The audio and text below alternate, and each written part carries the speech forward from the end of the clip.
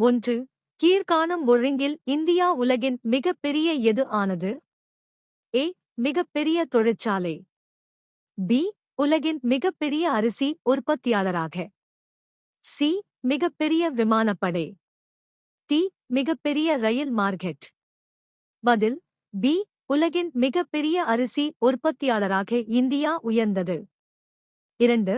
ஜனவரி 5 2026 அன்று இந்திய கடற்படையில் திடீர் சேவையாக எது சேர்க்கப்பட்டது? ஏ. புதிய போர் கப்பல். பி. தேவையான கருவி கப்பல். சி. சமுத்திர பிரதாப் என்ற மாசு தணிக்கை கப்பல். டி. இராணுவ உளவு கப்பல்.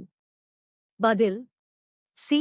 சமுத்திர பிரதாப் மாசு கட்டுப்பாட்டு கப்பல் pollution control vessel. 3. Samudra Pratap கப்பல் எந்த நிறுவனத்தால் தயாரிக்கப்பட்டது? A. Cochin shipyard. B. Hindustan shipyard. C. Goa shipyard limited. D. டெக்னல் ஷிப்யார்ட். பதில் சி.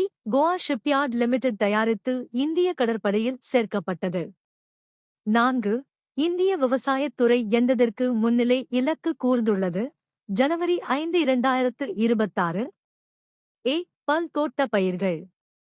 பி. உலகிலேயே மிகப்பெரிய அரிசி உற்பத்தி. சி. பல்புல் நீர் உற்பத்தி. டி. மீன் வளர்ப்பு. பதில் பி. அரிசியில் உலகின் மிகப்பெரிய உற்பத்தி. 5. சிந்து மாநிலத்தில் முதல் ஹைட்ரஜன் எரிபொருள் ரயில் எங்கு ஓடும் என்று அறிவிக்கப்பட்டது? A. Haryana. B. Karnataka. C. Telangana. D. Madhya Pradesh. பதில் ஏ.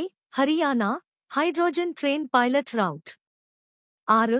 இந்திய வெளிவிவகாரம் அமைச்சர் ஜெய்சங்கர் ஜனவரி 5 2026 அன்று எத்தரவு பயணத்தை தொடங்கினார்? ஏ. ஐரோப்பிய ஒன்றியத்துக்கு. B. America. C. Japan. D. Russia. பதில் ஏ. ஜெய்சங்கர் பிரான்ஸ் மற்றும் லக்சம்பர்க் பயணத்தை தொடங்கி இரு நாடுகளுடன் உள்நாட்டு மற்றும் தொழில்துறை தொடர்புகளை. 7.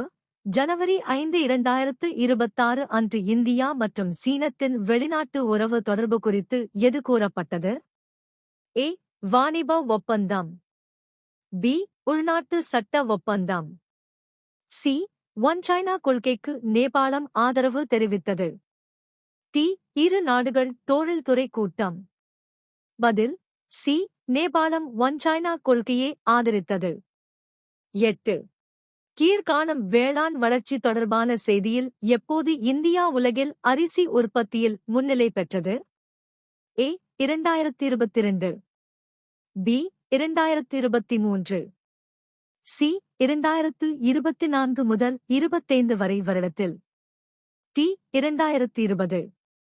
பதில் சி. 2024 முதல் 25 வரை பயிராட்சியில் அதிக உற்பத்தி. 9.